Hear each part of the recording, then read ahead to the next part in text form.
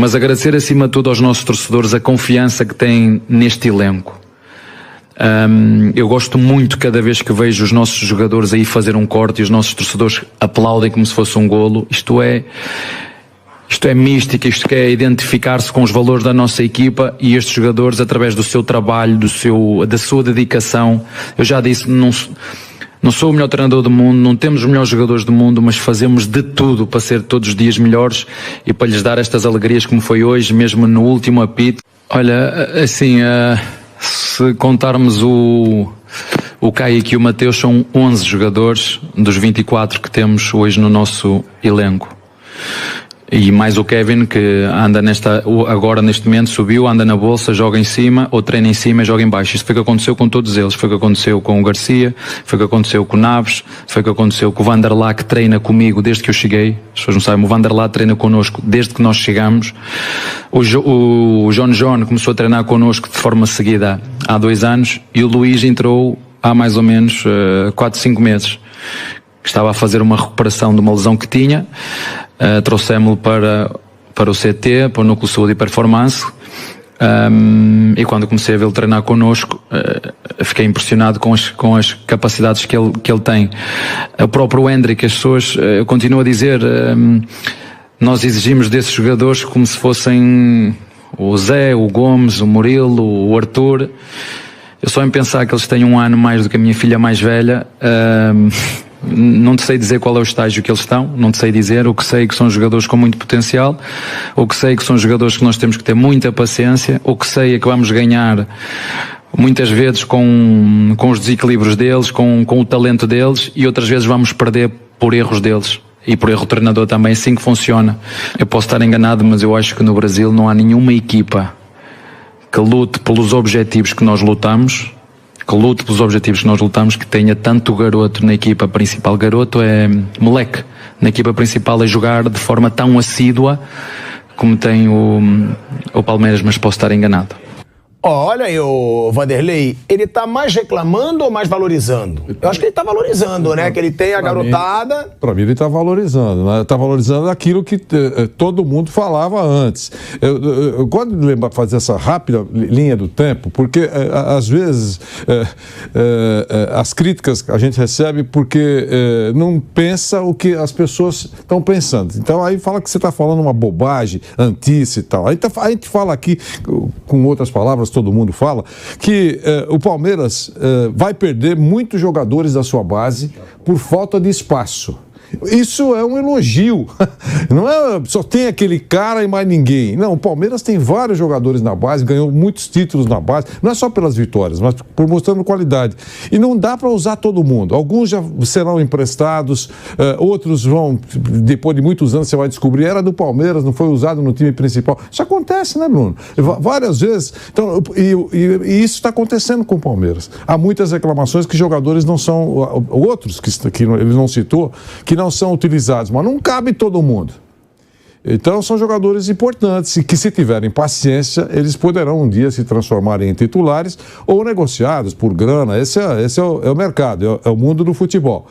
Eu só entendo que 11 jogadores num elenco de 24 é um número muito importante. Ou o clube entende que isso resolve, e é muito bom, está valorizando essa turma. Imagina a cabeça do garoto participando de um grupo importante que não está disputando rebaixamento, está disputando sempre alguma coisa. É importante para eles. Eles estão tendo prestígio, peito estufado, amadurecendo, vivendo com jogadores mais experientes, concentrações, viagens, enfim. Eles estão ganhando uma bagagem muito importante. Mas por que não contrata? Eu sou a favor de contratações boas. O cara chega, ou é um reserva claramente em condições de substituir o titular, ou é um cara que importante, que já chega como titular. Contratar por contratar, assinar cheque é irresponsabilidade, até quem tem dinheiro. E o Palmeiras tem tido uma base importante, Asmar. Esses garotos citados por ele são jogadores que devem ser prestigiados. É isso, o Abel hoje conta realmente com praticamente metade do elenco da base, que é um projeto do Palmeiras, não é exatamente... Claro que ele está lá, ele participa, mas o Palmeiras, até antes dele chegar, reforçou, melhorou muito a sua categoria de base. O Palmeiras sempre foi um time que não tem esse histórico de revelar jogadores. Se você pegar a história toda do Palmeiras, são pouquíssimos grandes jogadores revelados no clube. O Palmeiras, ele normalmente traz os seus jogadores de fora. E já há alguns anos o Palmeiras ele passou a ser muito forte na base, ganhou tudo que é título aí nas categorias de base, sub-17, sub-15, sub-20, e os caras estão chegando no profissional. Alguns já colaboraram com outras conquistas e saíram, como o Gabriel Veron, o Patrick de Paula, o Danilo, o próprio Wesley, que agora está no Cruzeiro, o Gabriel Menino ainda está lá, daquela geração. Agora já é uma outra geração. Agora quem está no profissional é a geração que ganhou a primeira Copa São Paulo. É uma geração ali com o Naves, com o Fabinho, com o Vanderlan, com o Garcia. O Hendrick é mais novo que eles até, mas participou daquela copinha. Alguns já foram embora, como o Giovani, que já foi para o Catar. Então, é uma filosofia do Palmeiras. Quando ele fala de desfrutar, eu entendo. Eu já falei aqui, eu acho que seria bom se o Palmeiras tivesse mais uma ou duas contratações, um volante para chegar em condição de jogar, mais uma ou duas opções de ataque ali para o Abel mexer em algum momento. Às vezes tem jogos que ele não consegue alterar muito, principalmente na parte ofensiva, mas eu acho que os protestos da torcida extremamente exagerados. É a torcida que menos tem motivo para reclamar. E eu também, claro, isso é tudo teoria porque nós não somos dessa função, nós somos jornalistas.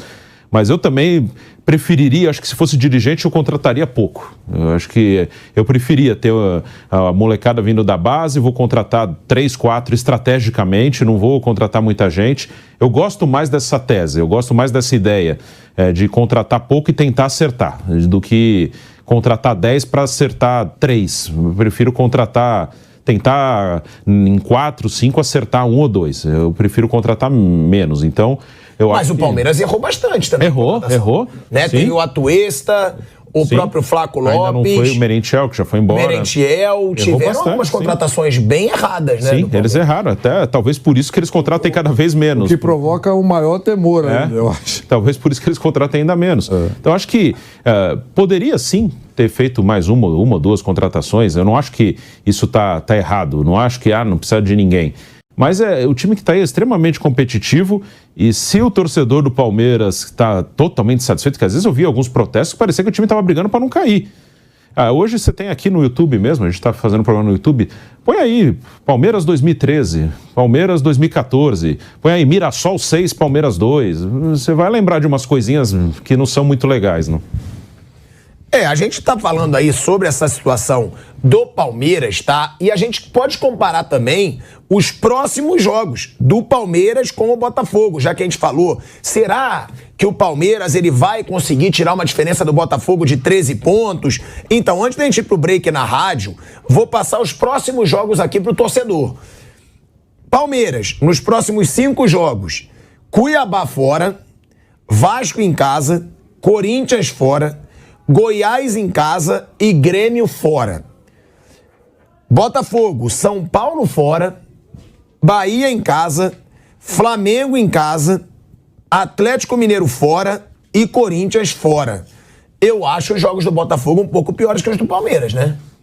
A sequência do Botafogo dos próximos 5 jogos ela é bem difícil. Você tem São Paulo fora.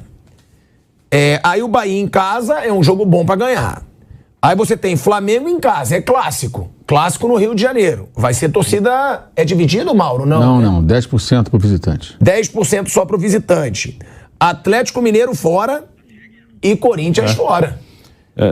Corinthians que tá 11 jogos aí sem perder, o Atlético Mineiro que tá começando a tentar se reerguer, Flamengo que vai precisar fazer alguma coisa em algum momento.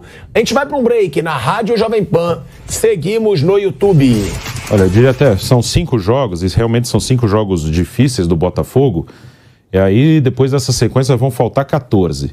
Eu acho que se ele passar dessa sequência com uma boa vantagem, eu acho que já foi. Eu acho que pode ser uma sequência para decidir aí. Se ele passar daí com, sei lá, que diminua um pouquinho, vai com 10 pontos de vantagem, hoje tem 13... Se ele passar daí com 10, eu acho que aí ninguém pega mais. Porque essa é uma sequência que quem está de olho fala, não, agora que eles podem se complicar. Então, se eles passarem bem daqui, aí vai ser bem difícil alguém tirar. Já é difícil, mas se passar bem dessa sequência, acho que aí fica quase que inviável. Agora, o Flaco Lopes, né, fez o gol, né, da vitória do Palmeiras. É um jogador que foi contratado, como a gente sempre lembra aqui, por 10 milhões de dólares, não foi isso?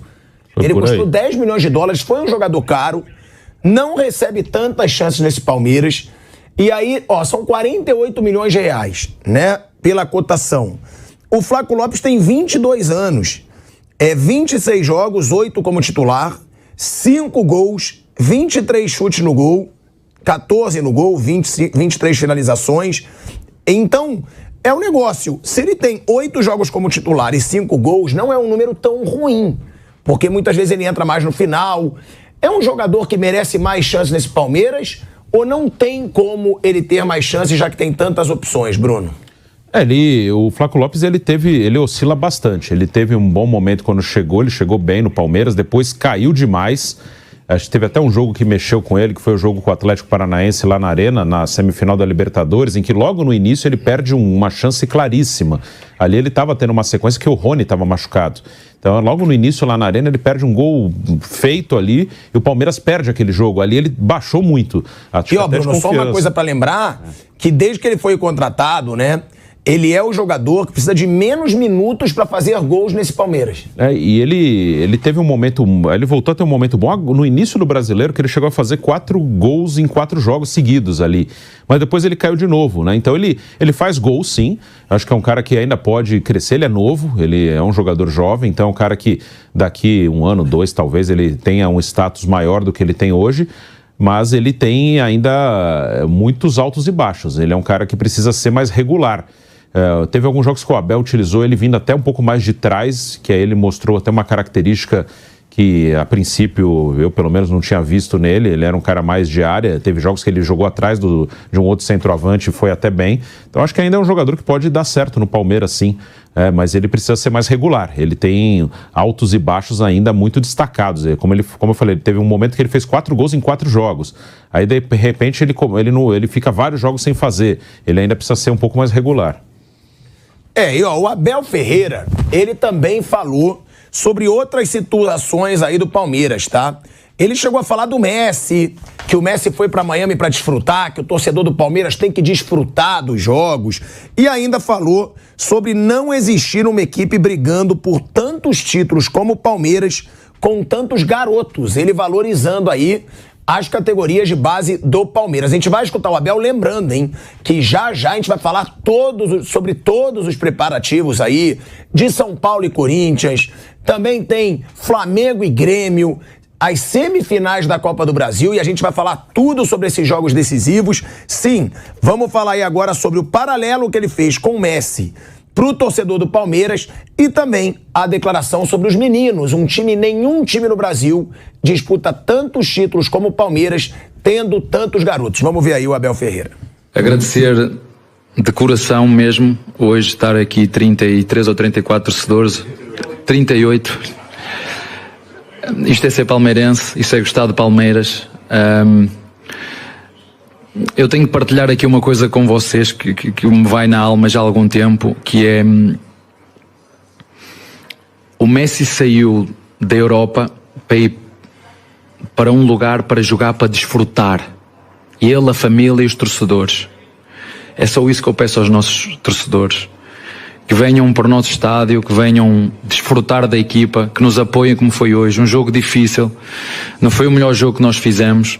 Acho que tiveram melhor eles do que nós, sinceramente, mas daquilo que diz respeito ao que tu disseste, nós fazemos tudo o que nós podemos e o treinador umas vezes faz e acerta, outras vezes erra, porque eu cometo muitos erros, faz parte, é normal. Na obscuridade da noite, foi oficialmente confirmado que Leila está preparando suas bagagens. Ela age discretamente, negociando secretamente a transferência do volante do Palmeiras para Portugal. Contudo, antes mesmo dessa notícia bombástica, peço que você se inscreva, deixe o seu like e ative o sininho para se manter atualizado com todas as novidades. O Palmeiras continua trabalhando para resolver algumas situações pendentes visando o restante da temporada. A equipe liderada pelo treinador português Abel Ferreira ainda planeja liberar jogadores, e outro nome está prestes a confirmar sua saída. As informações divulgadas nesta quarta-feira de manhã às 16 horas, de acordo com uma fonte exclusiva, o jornalista Diego Firmino, revelaram que um volante do Palestra está prestes a se transferir para o futebol europeu. Trata-se de Pedro Bicalho, um jovem jogador que tem sua mudança para o Alverca de Portugal praticamente acertada. O jornalista também destacou que Pedro Bicalho, meio-campista jovem que é propriedade do Verdão, estava emprestado ao Vitória, equipe que participa da Série B do Brasileirão. Pedro Bicalho, atualmente emprestado ao Vitória da Bahia, está prestes a se mudar para Alberto, Portugal, de acordo com informações coletadas pelo portal. O jogador de 22 anos tem tido poucas oportunidades de atuar pela equipe nordestina, participando de apenas 4 partidas pelo Vitória até o momento. Dessas, 2 ocorreram no Campeonato Baiano e outras 2 na Copa do Nordeste, sem ter tido a chance de atuar na Série B até o presente momento.